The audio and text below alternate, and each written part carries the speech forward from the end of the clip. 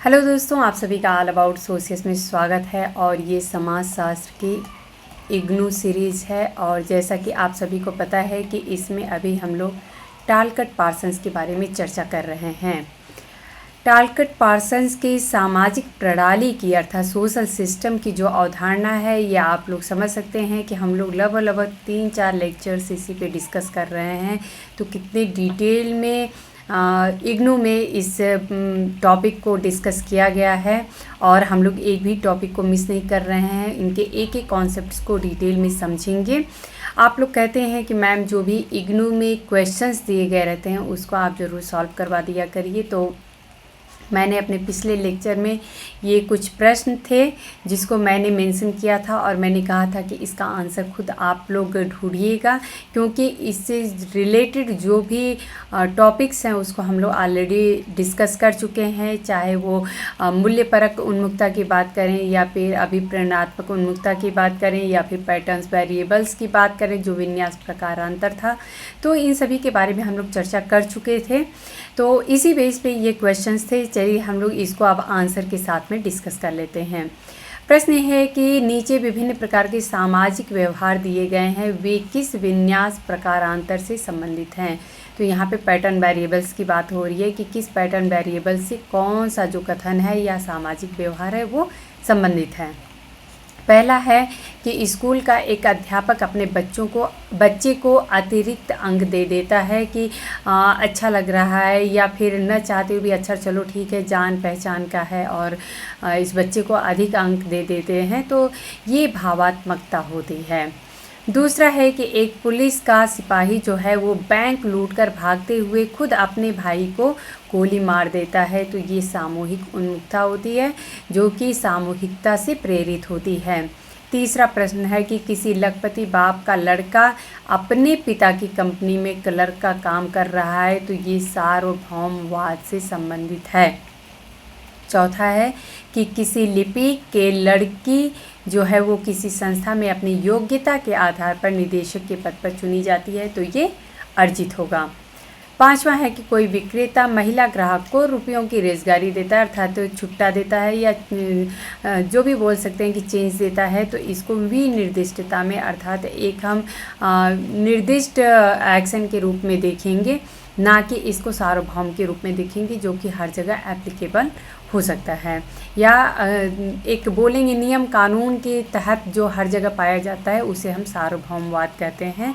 तो इस प्रकार से जो ये प्रश्न है कि कोई विक्रेता महिला ग्राहक को रुपयों की रेजगारी देता है, तो ये जो सामाजिक व्यवहार है ये विनिर्दिष्टता के अंतर्गत आएगा। अगर आप लोगों को कन्फ्यूज़न है कि सार्वभौमवाद क्या है, जो भी मेरे साथी पहली बार यदि लेक्चर मेरा सुन रहे हैं और यदि आप लोगों को कन्फ्यूज़न है कि ये सारे जो पॉइंट्स है क्या है, भावात्मकता है, सामूहिक उन्मुखता है, सार्वभौमवाद है, विनिर्दिष्टता है, प्रसन्नता है, तो मैं आप लोगों को बता दूं कि टालकट पार्सन्स का जो इसके पहले का लेक्चर है उसमें इसको हम लोगों ने काफ़ी डिटेल्स में समझा है, जो कि पैटर्न वेरिएबल्स की विन्यास प्रकारांतर का जो टॉपिक है उसमें आप लोग देख सकते हैं उस लेक्चर को, और एक एक टॉपिक को बहुत ही डिटेल में समझाया गया है।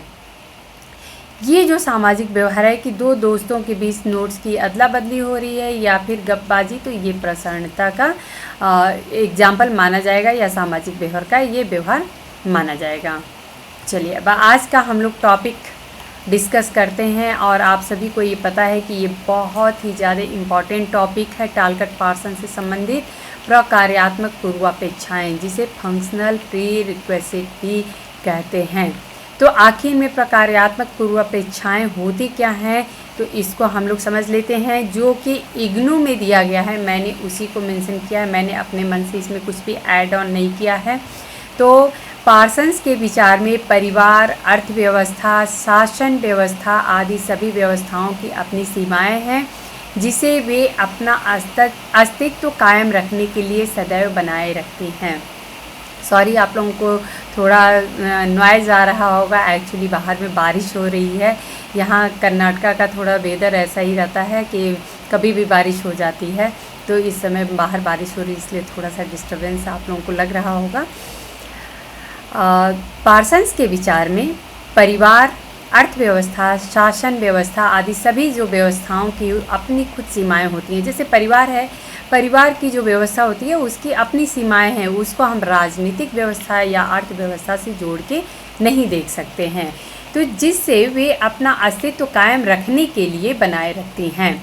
इन व्यवस्थाओं का आत्म अनुरक्षण तभी संभव है, अर्थात उनका अपना खुद का बचाव तभी संभव है जब सामाजिक प्राणी के रूप में व्यक्तियों का समाज में समाजीकरण हो जाए और उनके अभिप्रेरणात्मक और मूल्यपरक उन्मुखताओं का प्रतिरूपण हो जाए। अर्थात जो ये अभिप्रेरणात्मक उन्मुखता है और मूल्यपरक उन्मुखता है, ये उनमें सामाजीकरण के द्वारा समाहित हो जाए या अंतर निहित हो जाए, या ये बोलेंगे आत्मसात हो जाए। तो इस प्रकार से पार्सन्स ने बताया है कि जो विभिन्न जो व्यवस्थाएं होती हैं उनका अपना खुद का अस्तित्व होता है। सामाजिक प्रणालियों को अपने अस्तित्व को बनाए रखने के लिए अपने आंतरिक संगठन और बाहरी वातावरण के बीच कुछ अपरिहार्य व्यवस्थाएं एवं समझौते करने पड़ते हैं। अब जैसे परिवार को ही हम उदाहरण में लेके चलते हैं, तो परिवार को अपनी व्यवस्था बनाए रखने के लिए कि वो परिवार की जो सारी कैरेक्टरिस्टिक हैं, लक्षण हैं, उनको वो बनाए रखे, तो इसके लिए वो अपने अंदर की व्यवस्था तो बनाई रखेगी, बाहर की ही भी लोगों से या बाहर की जो व्यवस्था है उससे भी सामंजस्य बना के रखेगी। ये समझौते ठीक उसी तरह से हैं जैसे कि मनुष्य के शरीर को बाहरी वातावरण के साथ सांस के द्वारा, रक्त संचार के द्वारा और शरीर में निरंतर स्थिर तापमान बनाए रखकर करने पड़ते हैं।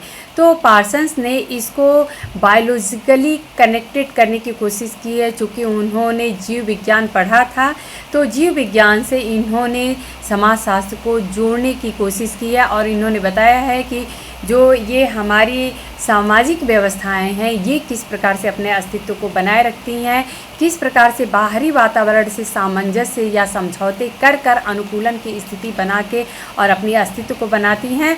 तो ठीक उसी प्रकार जैसे कि मनुष्य का जो शरीर होता है वो बाहरी वातावरण से किस प्रकार सांस के द्वारा सामंजस्य बिठाता है, रक्त संचार के द्वारा और शरीर में निरंतर स्थिर तापमान के द्वारा जो सामंजस्य है वो बना के अपना अस्तित्व बनाए रखता है।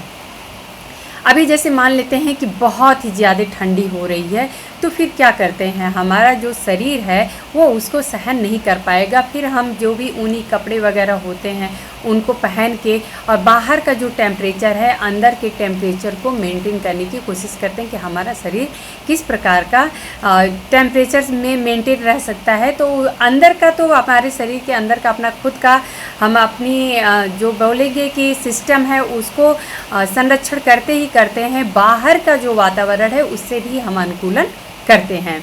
पार्सन्स के विचार में सामाजिक प्रणालियों में भी ऐसे ही आत्म समन्वयकारी और अपने रख रखाव की क्षमता होती है। तो पार्सन्स ने ऐसा माना है कि जो सामाजिक प्रणालियां होती हैं इनमें भी आत्म समन्वयकारी और अपने रख रखाव की क्षमता होती है। ये जो समन्वयकारी प्रक्रियाएं हैं वो सामाजिक प्रणाली को आंतरिक रूप से और अपनी सीमा अवस्थाओं के द्वारा बनाए रखते हैं और उन्हें ही प्रकार्य कहते हैं, अर्थात उन्हें ही फंक्शन कहते हैं। पार्सन्स ने बताया कि कुछ ऐसे प्रकार भी हैं जिनके बिना सामाजिक प्रणाली जीवित नहीं रह सकती है। जिस प्रकार से हम श्वास लिए बिना जीवित नहीं रह सकते हैं, उसी प्रकार से ऐसी ही कुछ आवश्यक जो व्यवस्थाएं हैं कुछ समाज में ऐसी पाई जाती हैं जिनके बिना जो समाज की व्यवस्था है वो जीवित नहीं रह सकती है। तो इन्होंने बताया है कि इसे ही टालकट पार्सन्स ने प्रकार्यात्मक पूर्वापेक्षा कहा है, अर्थात फंक्शनल प्रीरिक्विजिट कहा है। तो ये आप लोगों को ये पता होगा कि ये 4 प्रकार की प्रकार्यात्मक पूर्वापेक्षाएं होती हैं। ये कौन कौन सी होती हैं इनको हम लोग थोड़ा डिटेल में समझ लेंगे। पहला होता है अनुकूलन और दूसरा होता है लक्ष्य प्राप्ति, एकीकरण, विन्यास, अनुरक्षण। इंग्लिश में अनुकूलन को एडाप्टेशन कहते हैं, लक्ष्य प्राप्ति गोल अटेनमेंट है, एकीकरण इंटीग्रेशन और विन्यास अनुरक्षण लेटेंसी है। अब इनको एक एक को हम लोग डिटेल में समझेंगे। इसी को आप लोग देखेंगे तो पार्सन्स का एजिल मॉडल भी कहते हैं। ये आप लोग सिर्फ इस तरीके से इजीली याद कर लेंगे कि एजिल मॉडल है जो पार्सन्स के द्वारा दिया गया है। तो एजिल मॉडल जो है आखिर में ये क्या है, इसको हम लोग डिटेल में एक एक करके अभी समझेंगे। इससे पहले मैं बता दूं कि अंतःक्रिया के बेस पे इन्होंने इनको 2 भागों में बांटा था। पहला था प्रयोजनात्मक, इसे कंसमेटरी कहते हैं। और इसको आखिर में ये क्या होता है, तो प्रयोजनात्मक अंतःक्रिया से अभिप्राय यह है कि जहाँ किसी अभिष्ट लक्ष्य को प्राप्त करने पर बल हो, अर्थात कि वो प्लानिंग के तहत होता है, प्रयोजन करके और फिर हम जो भी कार्य व्यवहार करते हैं तो उसे प्रयोजनात्मक कहते हैं। दूसरा इन्होंने प्रकार बताया है नैमित्तिक, इसे इंस्ट्रूमेंटल कहते हैं। अब नैमित्तिक क्या होता है, तो नैमित्तिक अंतःक्रिया में विशिष्ट, ये थोड़ा सा मिस टाइपिंग हो गया है, ये आप लोग करेक्ट कर लीजिएगा।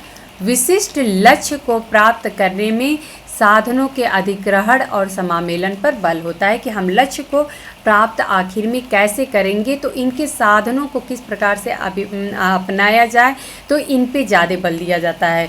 जबकि प्रयोजनात्मक में सीधे और सीधे हम टारगेट पे ध्यान केंद्रित करते हैं।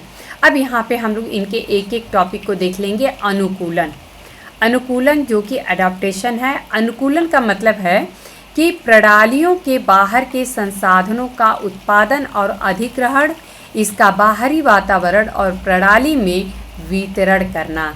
जिस प्रकार से अभी हम लोग एग्जाम्पल से समझे थे कि किस प्रकार से जो मानव शरीर होता है वो बाहर के वातावरण से अनुकूलन करता है, उसी प्रकार से जो सामाजिक प्रणाली है इसमें भी अनुकूलन का अर्थ ये होता है कि जो प्रणालियों के बाहर के संसाधन का उत्पादन और अधिग्रहण है या फिर इसका बाहर का वातावरण कैसा है, इसको हम अनुकूलन करते हैं। जैसे कि उदाहरण के लिए आर्थिक प्रणाली को यदि माने तो जिसमें समाज में संसाधनों का उपयोग करना, उत्पादन और वितरण, ये सारी चीज़ें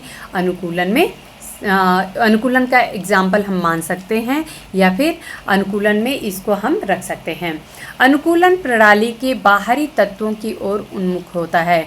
अनुकूलन जो होता है वो प्रणाली के बाहरी तत्वों की ओर उन्मुख होता है, अर्थात तो उसको बाहर की तरफ से एडजस्टमेंट करना होता है।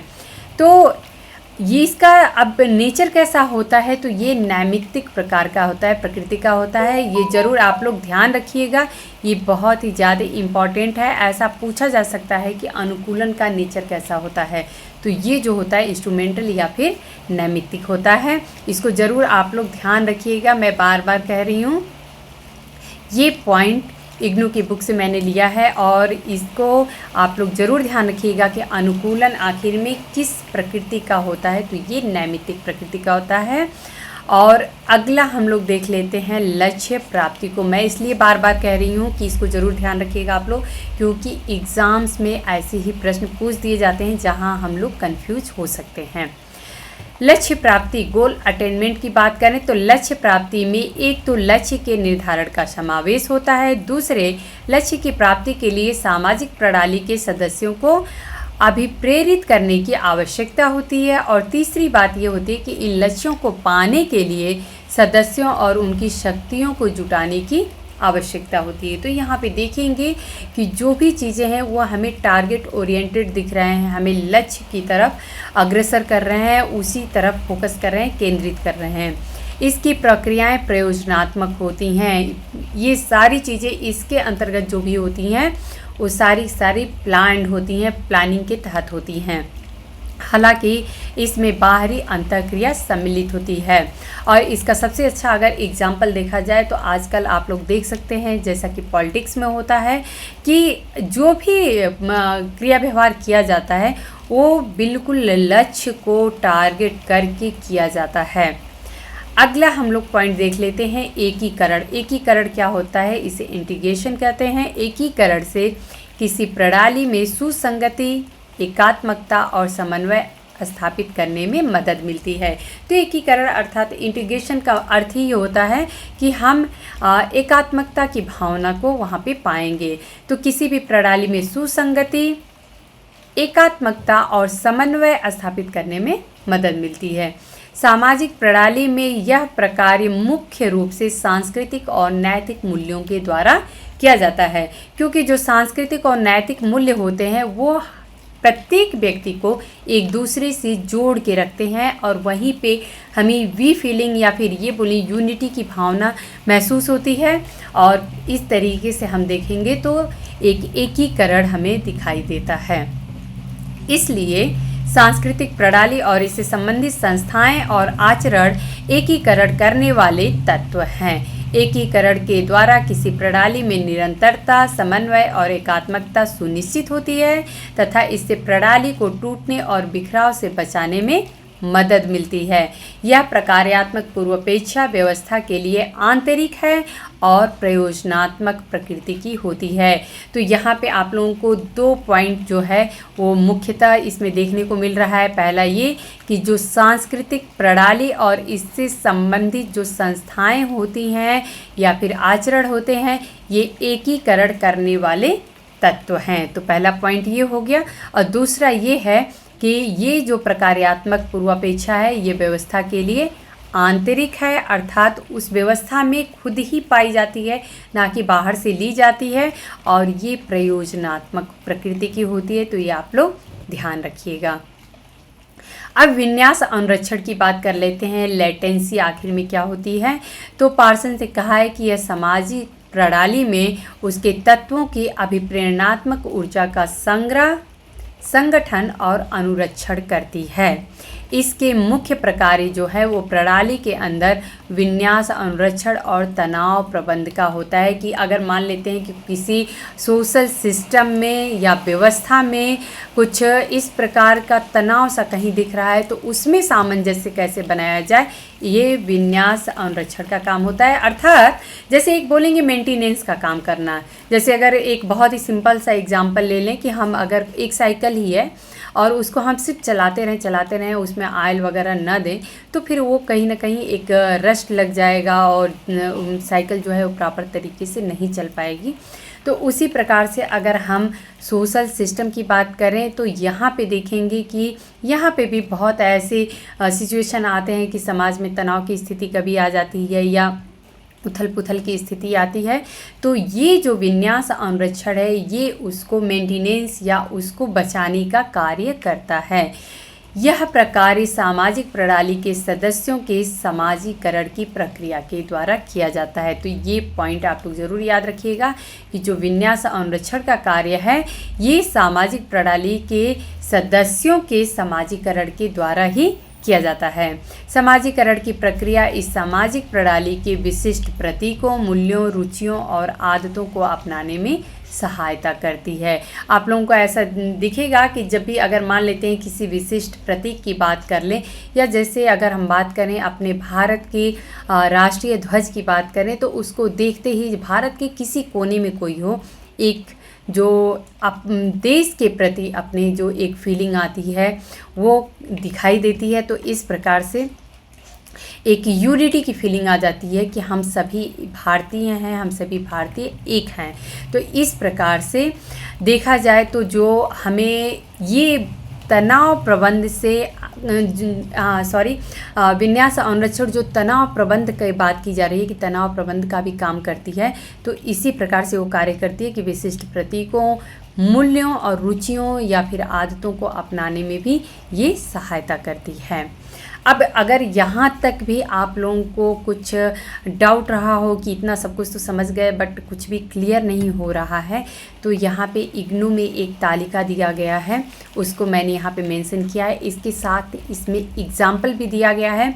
आप लोग कुछ नहीं समझेंगे, अगर सिर्फ और सिर्फ इस तालिका को समझ गए तो भी आप लोगों को ये जो इनकी एजिल मॉडल है वो ईजिली समझ में आ जाएगी। तालिका में दिया गया है, जैसे मैं बताई थी कि व्यवहार के हिसाब से, अंतःक्रिया के हिसाब से 2 प्रकार पाए जाते हैं। एक नैमित्तिक इंस्ट्रूमेंटल है और दूसरा प्रयोजनात्मक कंसमेटरी है। तो इसमें 2 प्रकार पाए जाते हैं, एक तो बाह्य और दूसरा अभ्यंतर या फिर इंटरनल। एक एक्सटर्नल है, एक इंटरनल है। अब एक्सटर्नल में क्या आते हैं, तो ये अनुकूलन और लक्ष्य प्राप्ति आते हैं। तो ये आप लोग ध्यान रखिएगा कि जो एडाप्टेशन है और गोल अटेनमेंट की जो बात है, तो AG जो है ये आप लोग ध्यान रखिएगा कि ये एक्सटर्नल है। याद करने के लिए एकदम स्टार्टिंग का ये AG जो है वो एक्सटर्नल है, अनुकूलन और लक्ष्य प्राप्ति। अनुकूलन का उदाहरण जैसे कि हम लोगों ने अपने अनुकूलन के टॉपिक में देखा कि आर्थिक ले सकते हैं, प्रणाली जो है वो संसाधन हो सकता है, उपयोगिता और उत्पादन हो सकता है, तो ये इसकी प्रणाली हो सकती है। वहीं पे लक्ष्य प्राप्ति की बात करें तो यहाँ पे उदाहरण के तौर पे हम राजनैतिक ले सकते हैं, और प्रणाली इसमें क्या क्या आ सकती है, राज्य हो सकता है, राजनीतिक दल आदि हो सकते हैं। अब इंटरनल की बात करें कि इंटरनल में क्या क्या आते हैं, तो विन्यास अनुरक्षण की बात करते हैं। जैसा कि अभी विन्यास अनुरक्षण में हम लोग डिस्कस किए कि इसकी जो मेंटेनेंस की बात करें कि इसकी खुद की अपनी प्रकृति जो होती है तनाव प्रबंध करने की, तो ये खुद की इसकी आंतरिक होती है, क्योंकि जो हमारी मूल्य हैं, रीति रिवाज हैं, परंपरा हैं, इन्हीं सब से हम उनका अनुरक्षण करते हैं।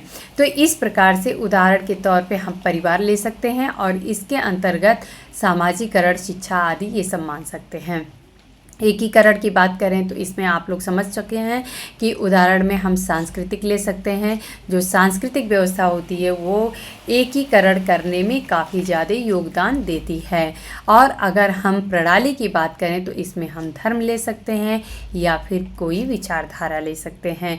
तो उम्मीद है दोस्तों कि टालकट पार्सन्स का जो एजिल मॉडल है, इसे प्रकार्यात्मक पूर्वापेक्षाएं कहा जाता है, तो या फिर इंग्लिश में इसे फंक्शनल प्रीरिक्विजिट कहते हैं।